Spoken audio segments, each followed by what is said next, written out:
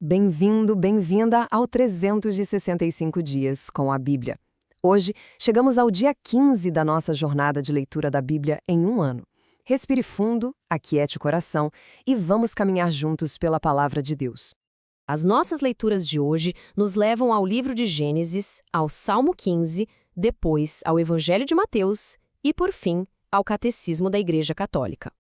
A gente começa a nossa leitura em Gênesis capítulo 21, e aqui nós testemunhamos o cumprimento de uma promessa muito esperada. Pense só, depois de décadas, Sara, já em idade avançada, dá a Abraão um filho, Isaque, exatamente como Deus tinha prometido. Esse nascimento não é apenas a chegada de uma criança, sabe? É a aliança de Deus com Abraão se tornando concreta, visível. E a alegria de Sara é tão grande que ela diz uma frase que ficou marcada. Deus deu-me motivo de riso, e todos que souberem disso vão rir comigo. O próprio nome do menino, Isaque, quer dizer riso.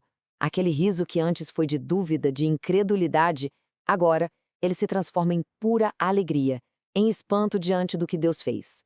Mas olha só, essa alegria do nascimento de Isaque logo dá lugar a um conflito bem intenso na família. Sara vê Ismael, o filho que Abraão teve com a serva Agar, zombando do pequeno Isaque. Então ela exige que Abraão mande Agar e Ismael embora. Imagine a angústia de Abraão, mas Deus intervém e diz a ele para atender ao pedido de Sara, porque a promessa da aliança continuaria através de Isaque. Então, obedecendo a Deus, Abraão se despede de Agar e de seu filho Ismael. Eles os envia para o deserto de Bersabeia, só com um pouco de pão e um odre de água. É um momento de uma tristeza profunda, né? Mas Deus também tinha um plano para Ismael.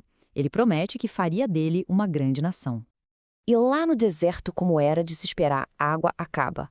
A morte parece ser o único destino. Em desespero total, Agar coloca o menino debaixo de um arbusto e se afasta, porque ela diz: "Não quero ver meu filho morrer." É o lamento de uma mãe no seu limite, um momento de angústia e abandono que a gente mal consegue imaginar. Mas Deus não os abandona. Um anjo fala com Agar do céu.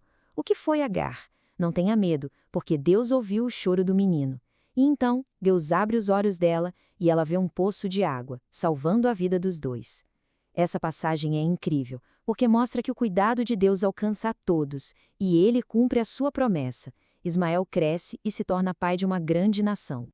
Depois dessa história tão intensa, vamos agora meditar com o Salmo 15. O Salmo 15, sabe, é uma oração de entrega, de total confiança em Deus. O salmista declara de coração: "Senhor, vós sois a minha parte da herança e meu cálice. O meu destino está em vossas mãos." Que afirmação poderosa, não é? Mostra que a nossa verdadeira segurança, a nossa felicidade, não está nas coisas do mundo, mas no próprio Deus. E ele continua, com a confiança que não se abala. "Tenho sempre o Senhor diante dos meus olhos, pois se ele está à minha direita, não vacilarei." Isso fala muito sobre aquela prática espiritual de manter a consciência da presença de Deus em cada momento do dia. É daí que vem a alegria, a segurança e a esperança da vida eterna. Vamos agora para o Novo Testamento. No Evangelho de Mateus, capítulo 9, a gente encontra Jesus no meio do seu ministério, curando e salvando. E aí, um chefe da sinagoga se aproxima dele com um pedido desesperado, mas cheio de uma fé incrível. Ele pede para Jesus ressuscitar a sua filha, que tinha acabado de morrer. E enquanto Jesus vai a caminho da casa desse chefe, uma outra história de fé acontece no meio da multidão.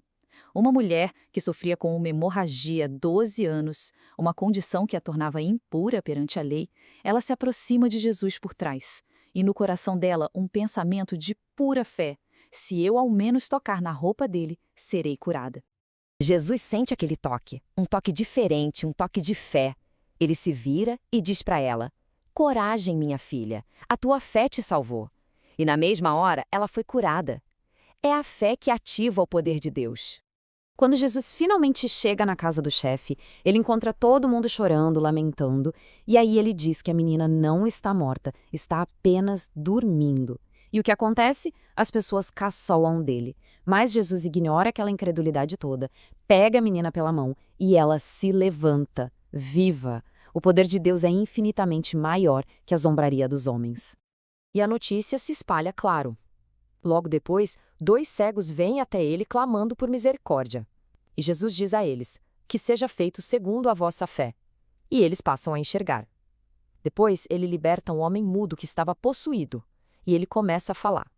A multidão fica simplesmente maravilhada, dizendo: nunca se viu nada parecido em Israel. Ao ver toda aquela gente, Jesus sente uma profunda compaixão, porque elas pareciam ovelhas sem pastor. E é nesse momento que ele usa aquela imagem tão conhecida da colheita. A colheita é grande, mas os trabalhadores são poucos. É um convite para orarmos, para pedirmos que mais pessoas se dediquem a espalhar o Evangelho e a cuidar do povo de Deus. Depois da leitura da palavra, ouvimos agora o Catecismo da Igreja Católica, parágrafos 109 a 119, como síntese da fé vivida e transmitida pela Igreja. Então, o que o Catecismo nos ensina? Que para interpretar a Bíblia do jeito certo, a gente precisa olhar para duas coisas. Primeiro, é importante entender o que os autores humanos quiseram dizer, levando em conta a cultura e a época deles. Mas, e isso é o mais importante, como a Bíblia é inspirada por Deus, a gente precisa lê-la com a ajuda do mesmo Espírito Santo que a inspirou. E para nos ajudar nessa caminhada, a Igreja nos dá 3 critérios. O primeiro é a unidade. A gente tem que lembrar que a Bíblia inteira, do começo ao fim, conta uma única história de salvação. O segundo é a tradição viva da Igreja, ou seja, lê a Bíblia do jeito que a Igreja sempre leu.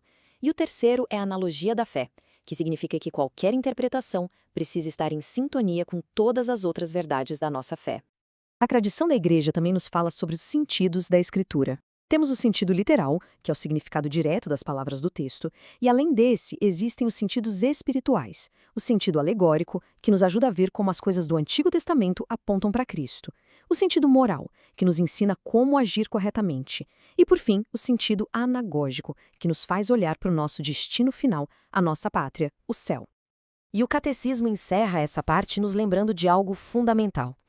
No fim das contas, a tarefa de interpretar a palavra de Deus com autoridade é da Igreja.